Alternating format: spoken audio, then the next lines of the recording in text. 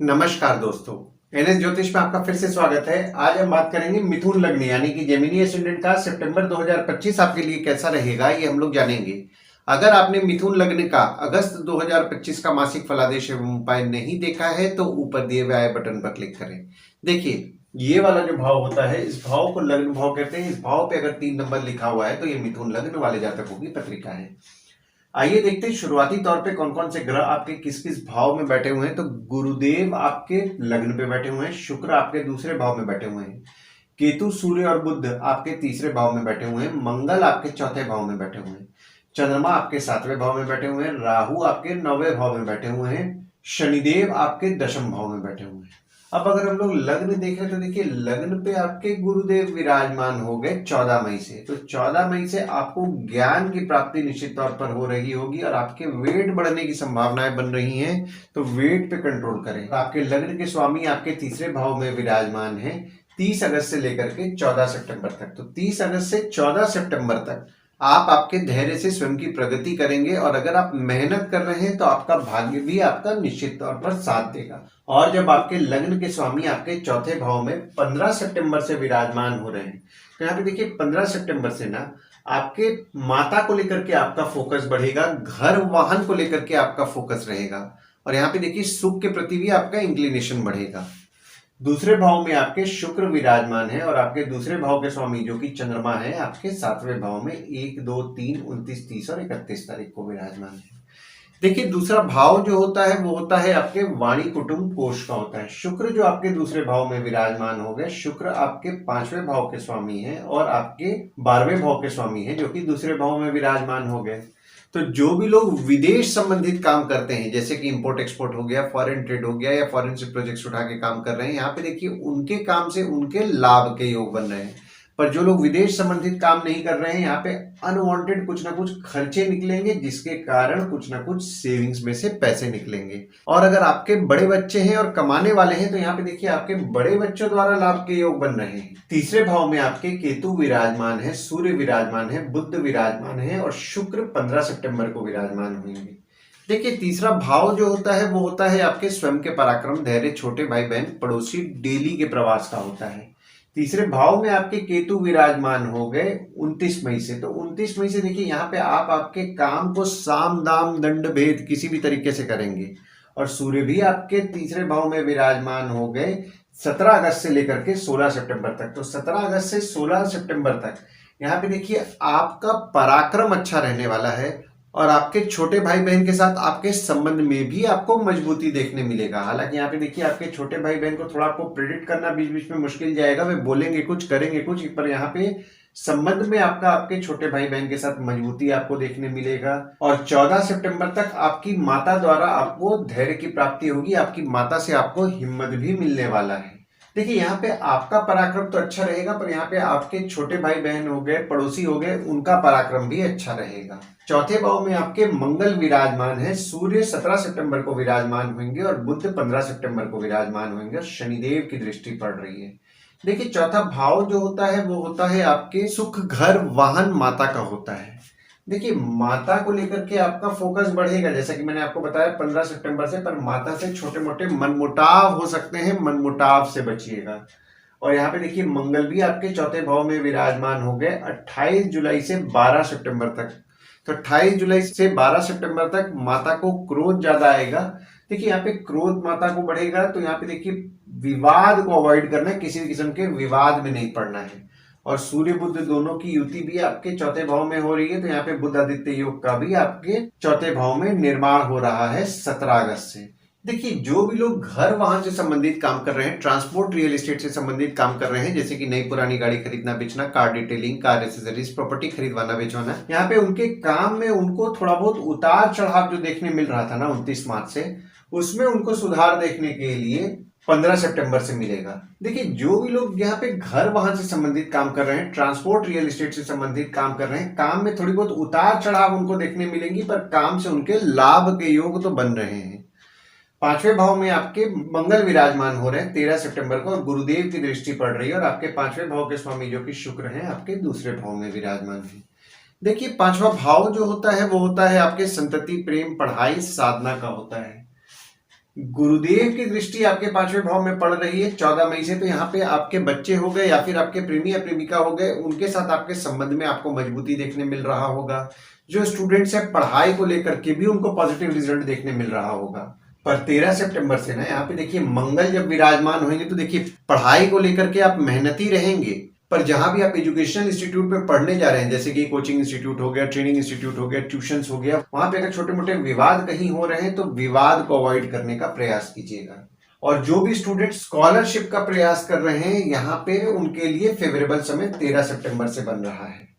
और जो भी लोग एजुकेशन फील्ड से संबंधित काम करते हैं, जैसे कि टीचर हैं, प्रोफेसर हैं, कोचिंग इंस्टीट्यूट चला रहे हैं, ट्रेनिंग इंस्टीट्यूट चला रहे हैं, ट्यूशंस पढ़ा रहे हैं, उनके काम में भी उनको बढ़ोतरी देखने मिलेगा और उनके काम से उनके लाभ के योग भी बन रहे हैं। और 13 सितंबर से ना बस यहाँ पे देखिए आपके बच्चे हो गए या फिर आपका किसी के साथ प्रेम संबंध चल रहा है, यानी कि प्रेमी या प्रेमिका हो गए, थोड़ा डिप्लोमेटिकली हैंडल करें। और यहाँ पे आपके बच्चों की स्वास्थ्य का थोड़ा ध्यान दें, यहाँ पे बच्चों की स्वास्थ्य थोड़ी बहुत बिगड़ सकती है।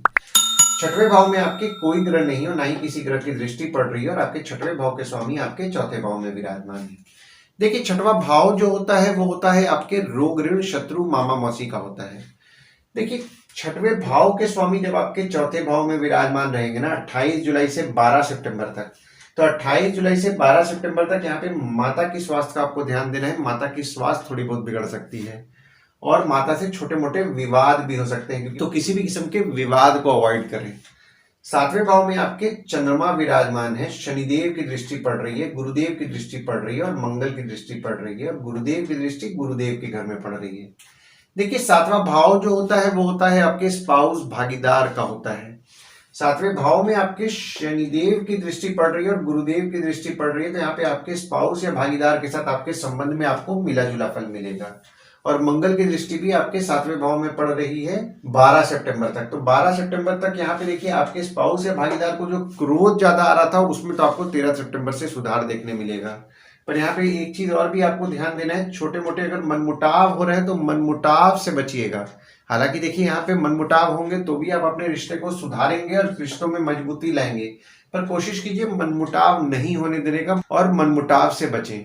क्योंकि 12 सितंबर के बाद ना यहाँ पे देखिए आपकी स्पाउस के साथ आपके संबंध में आपको मजबूती देखने मिलेगा और आपके स्पाउस या भागीदार जो है वे आपके साथ कोऑर्डिनेट करके भी चलेंगे। 8वें भाव में आपके कोई ग्रह नहीं है, पर यहाँ पे देखिए मंगल की दृष्टि आपके 8वें भाव में 13 सितंबर से पड़ रही है और आपके 8वें भाव के स्वामी आपके 10वें भाव में विराजमान है। देखिए 8वां भाव जो होता है वो होता है आपके आयु जीवन मृत्यु अचानक धन लाभ ससुराल का होता है। 8वें भाव में आपके मंगल की दृष्टि पड़ रही है 13 सितंबर से। तो 13 सितंबर से देखिए यहाँ पे आपको छोटा मोटा चोट पाट लग सकता है, इस चीज का ध्यान दें। जो भी लोग जमीन से नीचे से संबंधित काम कर रहे हैं उनके लिए फेवरेबल समय बन रहा है। और यहाँ पे देखिए एक चीज और भी आपके लिए अच्छा रहा है, जमीन से नीचे से अगर आप संबंधित काम कर रहे हैं तो आपके काम में आपको बढ़ोतरी भी देखने मिलेगा। पर यहाँ पे एक चीज का आप ध्यान दें, यहाँ पे आपके ससुराल वाले थोड़ा स्वभाव में एग्रेसिव रहेंगे 13 सितंबर से, तो किसी भी किस्म के विवाद को अवॉइड करें। 9वें भाव में आपके राहु विराजमान है, गुरुदेव की दृष्टि पड़ रही है और आपके 9वें भाव के स्वामी आपके 10वें भाव में बैठ करके केंद्र त्रिकोण राजयोग का निर्माण कर दिए हैं। देखिए 9वां भाव जो होता है वो होता है आपके भाग्य धर्म जीजा साली साला छोटे भाई के स्पाउस का होता है। 9वें भाव में आपके राहु विराजमान है और गुरुदेव की दृष्टि पड़ रही है, तो आपका भाग्य तो निश्चित तौर पर आपका साथ देगा। और यहाँ पे देखिए आप आपके काम में अगर मेहनत कर रहे हैं तो भी आपका भाग्य निश्चित तौर पर साथ देगा, पर आपको मेहनत करना है। मेहनत नहीं कीजिएगा भाग्य साथ नहीं देगा, तो मेहनत अपने काम में कीजिए। आपके बॉस और पिता का आपको सपोर्ट अच्छा मिलने वाला है। मेहनत अगर आप आपके काम में कर रहे हैं तो निश्चित तौर पर आपको पॉजिटिव रिजल्ट देखने मिलेगा और काम करते करते आप में रिलीजियसनेस भी बढ़ेगा। 10वें भाव में आपके शनिदेव विराजमान है, मंगल की दृष्टि पड़ रही है, सूर्य की दृष्टि 17 सितंबर से पड़ेगी और बुध की दृष्टि 15 सितंबर से पड़ेगी और आपके 10वें भाव के स्वामी आपके लग्न पे विराजमान है। देखिए 10वां भाव जो होता है वो होता है आपके बॉस पिता काम ऑफिस का होता है। अभी थोड़ा पीछे जाते हैं, 14 मई से ना आपने नोटिस किया होगा कि आपके काम को लेकर के आप वर्कोहॉलिक रह रहे हैं और ऊपर से शनिदेव भी आपके 10वें भाव में विराजमान हो रहे हैं। तो यहाँ पे देखिए काम को लेकर के निश्चित तौर पर आपको शुभ फल की प्राप्ति कराएंगे। हालांकि बीच बीच में थोड़े बहुत उतार चढ़ाव आपको देखने मिलेंगे, पर काम में आप मेहनत करेंगे तो निश्चित तौर पर आपको रिजल्ट भी शनिदेव देने वाले हैं और आप आपके काम में मेहनती भी रह रहे हैं। देखिए यहाँ पे ना आपके बॉस हो गए पिता हो गए थोड़ा स्वभाव में बस एग्रेसिव रह रहे हैं इस महीना में 12 सितंबर तक, तो किसी भी किस्म के विवाद को अवॉइड करें।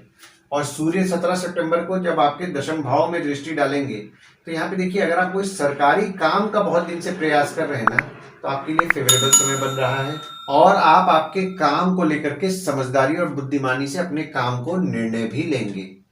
11वें भाव में आपके कोई ग्रह नहीं है, पर मंगल के घर में मंगल की दृष्टि पड़ रही है और आपकी 11वें भाव के स्वामी जो कि मंगल है आपके चौथे भाव में विराजमान है। देखिए 11वां भाव जो होता है वो होता है आपके आय यानी कि इनकम, दोस्त, पहचान के लोग, कम्युनिकेशन, बड़े भाई बहन का होता है। 11वें भाव में आपके मंगल की दृष्टि पड़ रही है और मंगल के घर में मंगल की दृष्टि पड़ रही है, तो कम्युनिकेशन द्वारा अगर आप काम करने का प्रयास कर रहे हैं तो निश्चित तौर पर पॉजिटिव रिजल्ट देखने मिलेगा। पहचान के लोगों के द्वारा काम करने का प्रयास कर रहे हैं, पॉजिटिव रिजल्ट मिलेगा। दोस्तों द्वारा काम करने का प्रयास कर रहे हैं तो भी पॉजिटिव रिजल्ट मिलेगा। बस यहाँ पे देखिए एक चीज का आपको ध्यान देना है, यहाँ पे आपके दोस्त हो गए, पहचान के लोग हो गए, बड़े भाई बहन हो गए, थोड़ा स्वभाव में एग्रेसिव रहेंगे, डिप्लोमेटिकली हैंडल करें। थोड़ा डीले अगर करते हैं, थोड़ा डिप्लोमेटिकली अगर आप आपके बात को रखेंगे तो ज्यादा अच्छा रहेगा। 12वें भाव में आपके कोई ग्रह नहीं है, पर यहाँ पे देखिए शनिदेव की दृष्टि पड़ रही है और मंगल की दृष्टि पड़ रही है 13 सितंबर से, और आपके 12वें भाव के स्वामी आपके दूसरे भाव में विराजमान है। देखिए 12वां भाव जो होता है वो होता है आपके खर्च, जेल, फॉरेन, हॉस्पिटल, मोक्ष का होता है। देखिए शनिदेव की दृष्टि आपके 12वें भाव में पड़ रही है तो आप खर्चा निश्चित तौर पर कम करने का प्रयास कर रहे हैं, और मंगल की दृष्टि भी आपके 12वें भाव में 13 सितंबर से पड़ रही है। देखिए मंगल और शनिदेव दोनों की दृष्टि आपके 12वें भाव में पड़ रही है, तो एक चीज का आपको ध्यान देना है, कोई भी विवाद हो रहा है तो विवाद को अपने एंड से सॉल्व करें, चीजों को खींचे ना तो ज्यादा अच्छा रहेगा। और जब आपके 12वें भाव के स्वामी जो कि शुक्र हैं आपके तीसरे भाव में 15 सितंबर से विराजमान होंगे, तो डेली का प्रवास, जिसको कि डेली का ट्रैवलिंग बोलते हैं, उसको लेकर के कुछ ना कुछ आपके खर्चे बढ़ेंगे और आपके छोटे भाई बहन को लेकर के भी आपके कुछ ना कुछ खर्चे बढ़ेंगे। देखिए ओवरऑल अगर मैं देख रहा हूँ ना सितंबर का महीना, देखिए सितंबर के महीना में काम को लेकर के निश्चित तौर पर आपको पॉजिटिव रिजल्ट मिलेगा और आपके कम्युनिकेशन द्वारा काम करने का भी प्रयास कर रहे हैं तो भी आपको यहाँ पे पॉजिटिव रिजल्ट मिलेगा। जो भी लोग घर वाहन से संबंधित काम कर रहे हैं, यहाँ पे देखिए उनके काम में थोड़ा बहुत उतार चढ़ाव देखने मिलेगा। मेहनत करना है और थोड़ा ध्यान से काम करना है, पर यहाँ पे काम में अगर आप मेहनत कर रहे हैं तो आपको इनकम निश्चित तौर पर आपको अच्छा होने वाला है।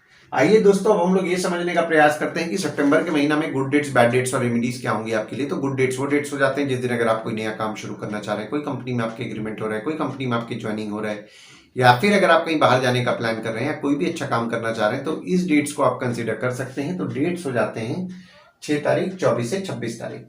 वहीं बैड डेट्स में अगर आप कहीं बाहर जाने का प्लान कर रहे हैं, कोई कंपनी में आपके एग्रीमेंट हो रहा है, कोई कंपनी में आपकी ज्वाइनिंग हो रहा है, या फिर अगर आप कोई नया सामान खरीदना चाह रहे हैं, कोई भी अच्छा काम करना चाह रहे हैं, तो इस डेट्स को आप कंसीडर कीजिए। तो डेट्स हो जाते हैं 4 तारीख, 5 तारीख, 13 तारीख, 14 तारीख, 27 तारीख और 28 तारीख। इस डेट्स को आप कहीं लिख के रख लीजिए ताकि आपके ध्यान में रहे। और उपाय में आपको गुरुवार के दिन साईं बाबा और दत्त भगवान की उपासना करनी है, साईं बाबा और दत्त भगवान के मंदिर जाना है। आशा करता हूं इस वीडियो में दी हुई जानकारी आपको पसंद आई होगी। अगर आप हमें YouTube पे देख रहे हो, ये वीडियो आपको पसंद आया हो तो इस वीडियो को लाइक कीजिए, चैनल को सब्सक्राइब कीजिए, नोटिफिकेशन बेल जरूर दबाइए। और अगर आप हमें Facebook पेज पे देख रहे हैं तो Facebook पेज को लाइक कीजिए और फॉलो कीजिए। धन्यवाद दोस्तों, कल फिर मिलेंगे एक नए वीडियो के साथ।